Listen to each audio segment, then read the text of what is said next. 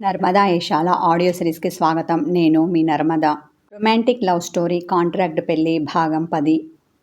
నేను కదా డల్గా ఉంది, నాతో పాటు మీరెందుకు డల్గా ఉన్నారు అన్న ఆమె అతన్ని ఓరగా చూసి కార్ స్టార్ట్ చేసింది.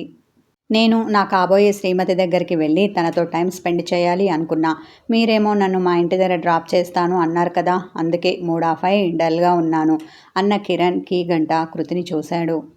కృతి ఏమనుకుందో ఏమో కానీ మాట్లాడకుండా కారును తిన్నగా తీసుకెళ్లి తన ఇంటి ముందు ఆపింది. థ్యాంక్ యూ చిరునవ్వుతో అన్నాడు కిరణ్. ఎందుకు అతన్ని తిరిగి చూసింది కృతి. నన్ను నా లవ్వర్ని కలుపుతున్నందుకు అన్నాడు.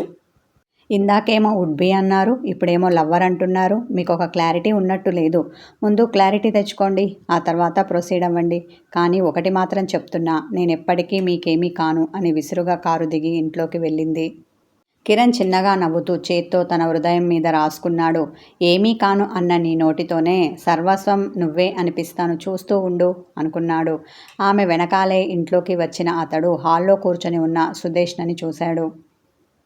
రండి అల్లూరు గారు, వచ్చి ఇలా కూర్చోండి చిరునవ్వుతో ఆహ్వానించిన ఆమె, మీరు వచ్చి మంచి పని చేశారు. నేనే ఫోన్ చేసి అమ్మాయితో చెప్దామనుకున్నా మిమ్మల్ని ఇంటికి తీసుకురమ్మని. నేను చెప్పకుండా అదే తీసుకొని వచ్చింది. సంతోషం అంది సుదేష్ణ. ఆంటీ, మీకేం అభ్యంతరం లేకపోతే ఈ పూట నేను ఇక్కడే ఉండాలని అనుకుంటున్నాను అన్న అతడు ఆమె పర్మిషన్ కోసం చూశాడు.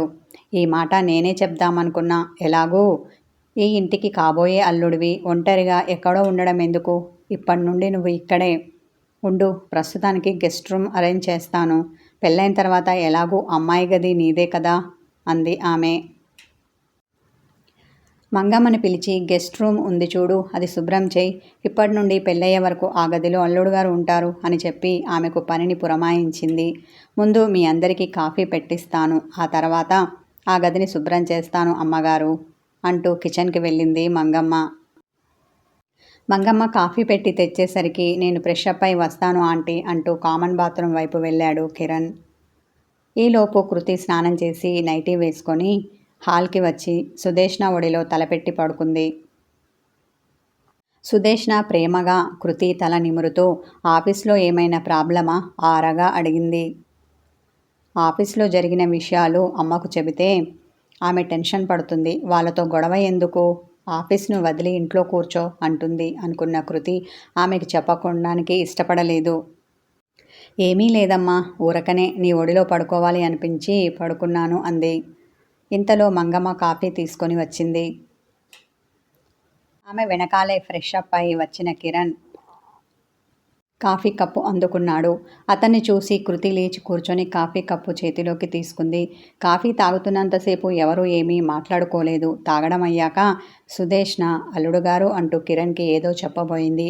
ఆమె మనసులోని మాట చెప్పేలోపు ఆమె సెల్ రింగ్ అయింది. సెల్ ఫోన్ చేతిలోకి తీసుకొని హలో అంటూ తన గదికి వెళ్ళింది సుదేష్ణ. హాల్లో కృతి కిరణ్ మిగిలారు. మీరు చీరలోనే కాదు సుమా, నైట్ డ్రెస్లో కూడా చాలా అందంగా ఉన్నారు. నాకోసమే కదూ ఇప్పుడు మీరింత క్యూట్గా తయారై వచ్చారు అని హస్కీ వాయిస్తో అంటూ ఆమెను చూసి కన్ను గీటాడు. కిరణ్ పొగడ్తలకి లోపల మురిసిపోయిన కృతి పైకి మాత్రం కోపం నటించింది. అతని చూపులతోనే కొట్టేలా చూసి పదండి అలా లాన్లో కూర్చుందాం, మీకు వెధవేశాలు ఎక్కువయ్యాయి, కొంచెం వార్నింగ్ ఇవ్వాలి అని లేచి నిలబడింది. బాబోయ్ వార్నింగే అన్నాడు. ఎంతో భయాన్ని తన హావభావాలలో నటించాడు. నేను వెధవ పనులు చేసే పోకిరిని కాదండి, ఏదో నా లవ్వర్తో చిలిపి పలుకులు మాత్రమే పలికాను, ఇది తప్పేనా అన్న అతడు ఆమె కళ్ళల్లోకి సూటిగా చూశాడు. ఇద్దరూ విల్లా ముందున్న లాన్కి వచ్చారు. అక్కడ ఉన్న కట్టెబెంచి మీద కిరణ్ కూర్చున్నాడు. వారం రోజుల నుండి ఎడతెరిపి లేకుండా కురిసిన వర్షం తెరిపినిచ్చింది. నీలి ఆకాశం నక్షత్రాలతో మిలమిలా మెరుస్తూ ప్రశాంతంగా ఉంది. సప్తమి నాటి చంద్రుడు వంపు తిరిగి వయ్యారాలు పోయాడు. వర్షాకాలం ఇంకా ముగియలేదు అన్నట్టుగా తెల్లని మబ్బు తునకలు అక్కడక్కడ తచ్చాడుతున్నాయి. అది చూసి అమేజింగ్ బ్యూటిఫుల్ తన్మయత్వంతో అన్నాడు కిరణ్.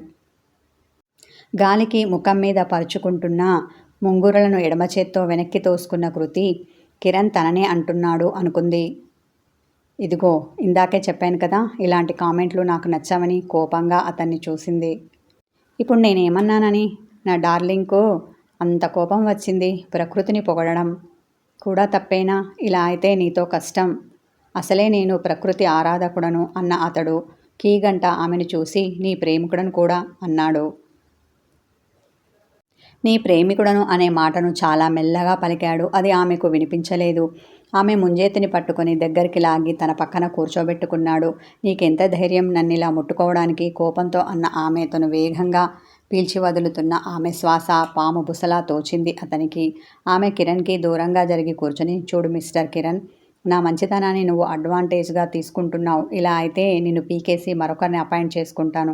ఆ తర్వాత నువ్వు తీరిగ్గా నీ లవ్వర్ని వెతుక్కొని నీ రొమాన్స్ అంతా చూపించు. నా దగ్గర ఇలాంటి వేషాలు కుదరదు. చెప్పినట్టుగా వింటూ బుద్ధిగా ఉంటేనే నేను నిన్ను పెళ్లి చేసుకొని నీకు మొగుడు పోస్టు ఇచ్చేది. లేదంటే తక్షణం ఇక్కడి నుండి అవుట్ అని సీరియస్గా వార్నింగ్ ఇచ్చింది. బాబోయ్, ఇది కంచు. దీన్ని లొంగడీయడం, నా దారిలోకి తెచ్చుకోవడం అంత ఈజీ కాదు. పెళ్ళయ్యే వరకు సైలెంట్గా ఉండడమే మంచిది. ఆమె సీరియస్నెస్ని చూసి అనుకున్నాడు కిరణ్. సరే మేడం, మీరు చెప్పినట్టే వింటాను. బుద్ధిగా తలాడించి ఇన్నోసెంట్లా చేతులు కట్టుకుని లేచి నిలబడ్డాడు. అతి వినయం ధూర్త లక్షణం అంటారు. నీ అతి వినయాలు నక్కజిత్తులు నా దగ్గర సాగవు. ఎక్స్ట్రాలు చెయ్యకుండా గమ్మున కూర్చో. నేను నీతో చాలా ఇంపార్టెంట్ విషయాలు డిస్కస్ చెయ్యాలి.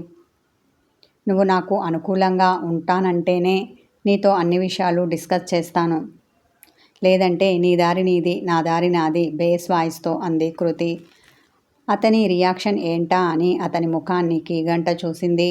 కిరణ్ కృతి చెప్పబోయే విషయం ఏమిటా అని సీరియస్గా ఆలోచిస్తూ ఉన్నాడు. ఇక ఆలోచించింది చాలు. నేను చెప్పబోయేది నీ అంచనాలకు అందదు కాబట్టి జాగ్రత్తగా విని అడిగిన దానికి సలహాలు సూచనలు ఇవ్వు చాలు అంది. అలాగేనని తల ఆడించిన కిరణ్ కృతి వైపు తిరిగి కూర్చున్నాడు. మా నాన్నగారు నిజంగానే సోమశేఖరం కొడుక్కు నన్నిచ్చి పెళ్లి చేస్తానని, మా కంపెనీ ఈ మొత్తాన్ని అతనికి రాసిస్తానని వాగ్దానం చేసి అగ్రిమెంట్ రాసి ఉంటాడంటావా? అది కూడా నాకు కానీ అమ్మకు కానీ చెప్పకుండా ఇలా చేసి ఉంటాడంటావా? నాకైతే నమ్మకం లేదు. వీళ్ళు బోకస్ అగ్రిమెంట్ కాగితాలు ఏమైనా సృష్టించి ఉంటారని నా అనుమానం. దీనికి నువ్వేమంటావు అని అతని సమాధానం కోసం ఆత్రంగా అతని కళ్ళల్లోకి చూసింది. ఆమె చెప్పేది అతను సావధానంగా వింటున్నా అతని కళ్ళు ఆమెను ప్రేమగా చూస్తున్నాయి. అతని చూపుల వాడిని తట్టుకోలేక తన ముఖం తిప్పుకొని నేల చూపులు చూసింది. నేల మీద బొటనవేలితో ముగ్గు వేసి, కిరణ్ గారు, మీరేమీ మాట్లాడకుండా మౌనంగా ఉంటే ఏంటి అర్థం? నోరు విప్పి ఏదో ఒకటి చెప్పాలి కదా. అప్పుడే కదా నా సమస్యకు పరిష్కారం దొరుకుతుంది. నీకు తెలిస్తే చెప్పు, లేదంటే లేదు అని చెప్పు. అంతేకాని ఇలా మాటలు రాని వాడిలా మౌనంగా ఉండకు అన్న కృతి ఎందుకనో ఈసారి ఒక బాస్లాగా ఆర్డర్ వేయకుండా రిక్వెస్టింగ్గా మాట్లాడింది.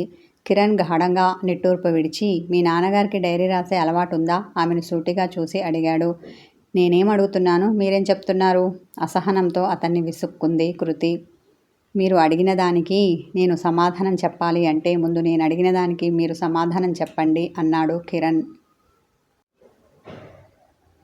తల పంకించిన కృతి, నా చిన్నప్పుడు నాన్న నిద్రపోయే ముందు ఏదో రాసేవాడు. అది డైరీ అవునో కాదో నాకు తెలియదు.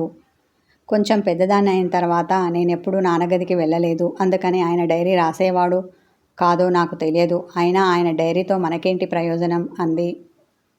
ఒకవేళ ఆయనకు డైరీ రాసే అలవాటు ఉంటే ఆ డైరీలో మనకు చాలా పని ఉంది. ఎవరికీ చెప్పుకోలేని ఏ విషయాన్ని అయినా మనం డైరీలో రాసుకుంటాం. అలాగే మీ నాన్నగారు కూడా మీ అమ్మకు కానీ నీకు కానీ చెప్పని విషయాలు ఆయన తన డైరీలో రాసి ఉండవచ్చు. ముందు ఆయనకు డైరీ రాసే అలవాటు ఉందా అనే విషయం మీ అమ్మగారిని అడిగితే తెలుస్తుంది. పద వెళ్ళి అడుగుదాం అన్న కిరణ్ లేచి నిలబడ్డాడు. అయ్యో, అంత పని చెయ్యకండి అని అతని చెయ్యి పట్టుకొని లాగి కూర్చోబెట్టింది. మనం ఏం చేసినా అమ్మకి చెప్పకుండా, అమ్మకు తెలియకుండా చెయ్యాలి. ఎందుకంటే అమ్మ చాలా భయస్తురాలు, అంతేకాదు సెన్సిటివ్ కూడా. ఆఫీస్లో ఇలా జరిగిందని తెలిస్తే వెనక ముందు ఏమీ ఆలోచించకుండా సోమశేఖరం చెప్పింది చెయ్యమంటుంది. నేను క్షేమంగా ఉంటే చాలని అంటుంది. ఇప్పుడు నేను ఆ నిఖిల్ని పెళ్లి చేసుకొని నా కంపెనీని వాని హస్తగతం చెయ్యమంటావా? బాధాతప్త హృదయంతో అతన్ని అడిగింది. నోనో, నా ఉద్దేశం అది కాదు కృతి. భర్తకు సంబంధించిన ఏ విషయమైనా భార్యకు తెలుస్తుంది కదా, అందుకే అడగమన్నాను. అంతే తప్ప ఆంటీని బాధ పెట్టాలని కాదు అన్నాడు. ఆమె మౌనంగా ఉండడం చూసి, ఓకే, నువ్వు చెప్పినట్టుగానే మీ అమ్మగారికి తెలియకుండా మీ నాన్నగారి డైరీ రాసిందే లేనిది తెలుసుకుందాం అన్నాడు. ఆమె ఎలా అన్నట్టు అతనిని చూసింది. కృతికి దగ్గరగా జరిగి చెవిలో గుసగుసగా ఏదో చెప్పాడు కిరణ్. అది కృతికి నచ్చింది. ఓకే, డన్ అంది. తన కుడి చేతి బొటనవేలిని ఎత్తి చూపించింది. రాత్రి భోజనాలైన తర్వాత, అమ్మా, నిద్రపోయిన తర్వాత మనం ఈ పని చెయ్యవచ్చు. మనకి ఎలాంటి డిస్టర్బెన్స్ ఉండదు, ఓకేనా అంది కృతి. అతను డబుల్ ఓకే అన్నట్టుగా 2 చేతుల బొటనవేళ్లు ఎత్తి ఆమెకు చూపించాడు. కృతి అప్పుడే తన సమస్యకు పరిష్కారం దొరికినట్టుగా హ్యాపీ ఫీల్ అయింది. చిరునవ్వుతో కిరణ్ని చూసింది. సాయంత్రం నుండి మూడీగా డల్గా ఉన్న కృతి ముఖంలో అందమైన నవ్వు కనిపించేసరికి కిరణ్ కూడా హ్యాపీ ఫీల్ అయ్యాడు. నింగిలోని చందమామ తన వెన్నెలంతా కృతి మోంలోకి పంపాడా అన్నంత స్వచ్ఛంగా తెల్లగా వెలిగిపోవడం చూసిన కిరణ్ చిన్నగా నవ్వుకొని, ఈ కృతి నా సొంతం ఎప్పుడవుతుందో, నా మనసుపై ప్రేమ వెన్నెల ఎప్పుడు కురిపిస్తుందో, మనసులో ఆమెపై ప్రేమ ఉప్పొంగగా అనుకున్నాడు. సంతోషంగా ఉన్న కృతికి ఆకలి గుర్తుకు వచ్చింది. పదండి వెళ్ళి భోంచేద్దాం అని లేచి నిలబడింది. మేడంగారు చెప్పాక తప్పుతుందా అంటూ లేచి నిలబడ్డాడు కిరణ్. అతనికి ఇంకాసేపు అక్కడే కూర్చొని కృతితో మాట్లాడాలని ఉంది. కానీ ఇందాకే కృతి చెప్పింది తాను చెప్పినట్టుగా వినాలని, దేనికి ఎదురు చెప్పవద్దని. నేను ఇప్పుడు రాను, ఇక్కడే కాసేపు కూర్చుందామంటే ఏమనుకుంటుందో, ఆమె మూడ్ ఇప్పుడు ఎలా మారుతుందో అది ఆమెకు తప్ప ఎవరికీ తెలియదు అనుకున్న కిరణ్ కృతి వెనకాల ఇంట్లోకి వచ్చాడు. కృతి సరాసరి కిచెన్కి వచ్చి, మంగమ్మ వంట అయిందా? ఆకలి, భోజనం వడ్డించు అంది.